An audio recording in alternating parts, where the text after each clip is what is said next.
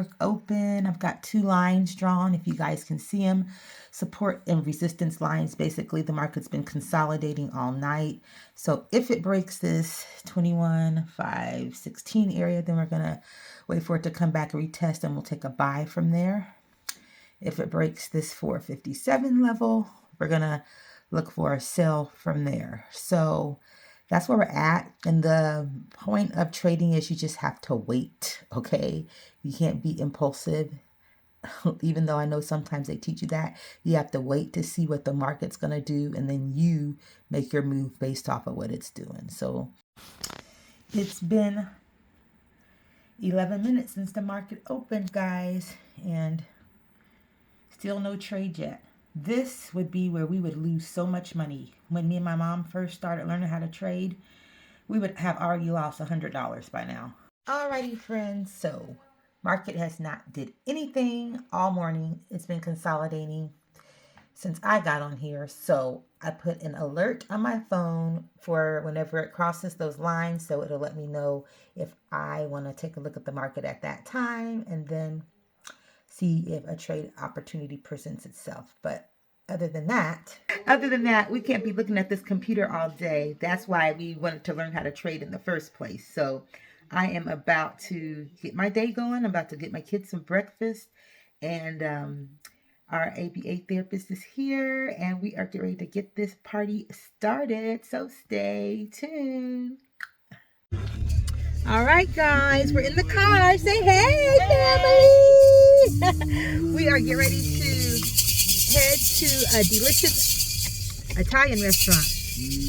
Why did I give him that? He likes that. We've been using that at church. So I got him a yellow one for home. But anyway, we're going to head to a delicious Italian restaurant called Simone's.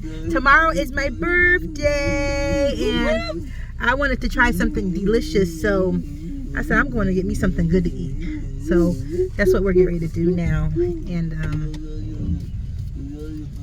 yeah, that's what we're doing. So everybody enjoyed you yesterday, Miss Colleen, on the interview. They thought it was so awesome, so heartfelt about working with Gabe. And you guys, she's always thinking out the box, trying to get the right people for Gabe to be on his team, and just always concerned about Gabe. So thank you, Miss Colleen. Welcome, yes, thank you. I want to give you guys some caregiver life hacks that have really helped me on our journey with autism.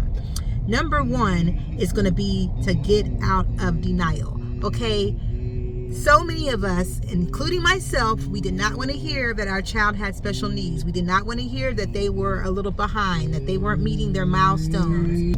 Although I didn't want to hear it, because Gabriel was born at 1 pound 10 ounces, I jumped into getting the help immediately. And that was one of the things that really helped, is to be able to get the resources immediately. As soon as you come out of denial, you're going to be able to get resources. You're going to be able to get help.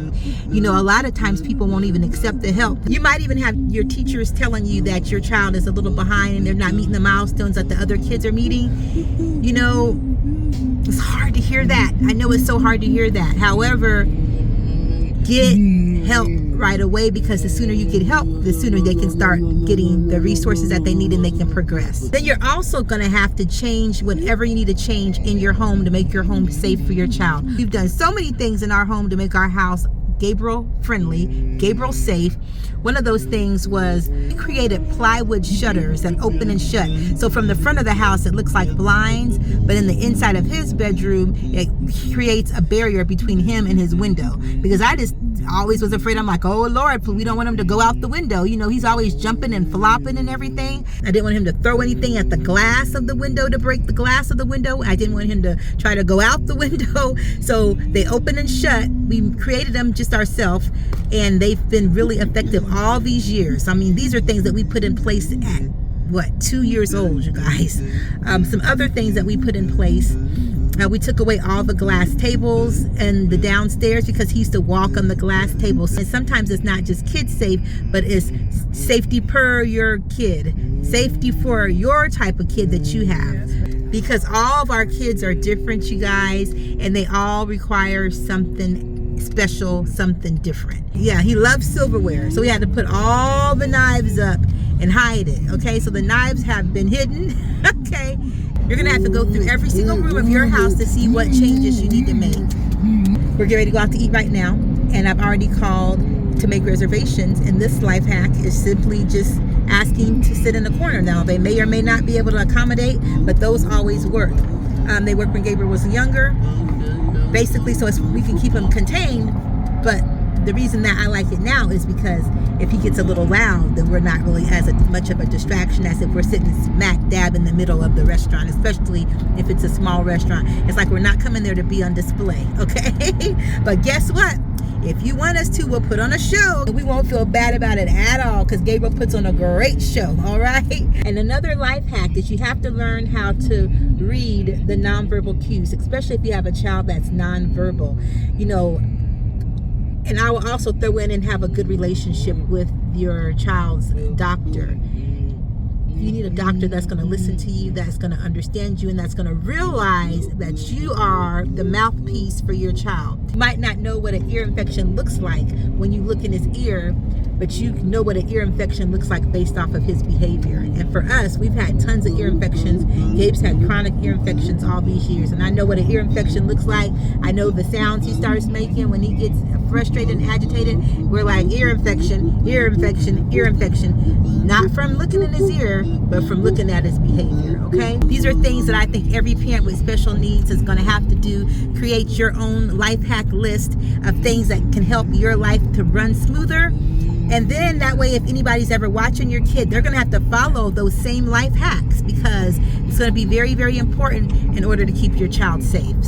So, any other tips you guys got out there? No, I think knowing the kid's body language and, you know, his facial expressions, that definitely tell you what's going on. Yes. I mean, that's stuff you gotta know because that's the only way they can tell you is by their behaviors, the body language and the facial expressions. Yeah. All right, any tips, Quentin? Sorry, as a man, I'm driving this. My multitasking skills. Oh my gosh. Very good. You know, just drive us safely. Driving. Concentrate on the driving, y'all. It's a lot of traffic. Do a good job at that. Quentin did a good job paying the bills, okay? I done got the kid. He's almost 18 now. You've been paying the bills a long time, Quentin Fields. Yeah. That's what I'm supposed to do. Yeah. Parent, that's what a man. That's what a man's supposed to do. Okay. Take care of his family. Yeah. Men, that's what men need to do. Yeah. For example, right here. Right there, right there. All righty, y'all. Simone. Miss Colleen. Looking fabulous. And there's JB baby and his daddy. And he's dancing. He's doing his dance. You doing your dance. All right, buddy. You doing your dance? I'm dressed like Gabe. Look at our shirts. We got on our matching shirts. We ready, Gabe? Are we ready, Gabe? Are we ready, buddy? Ooh, yeah. That's looking good. Clam chowder. Oh my gosh. Does that not look amazing? That looks like about enough for 2 servings. Okay. All right, I'm gonna A little bit. Oh my goodness, look at that. They're making pizza and dough. This is so cool. Fresh pizza right there. Wow. Oh yeah. Beautiful. Beautiful. Look at that pizza, Gabe. And they're making everything from scratch. Oh my gosh. So delicious. This is the bread pudding. I'm good. I'm full. Oh my gosh.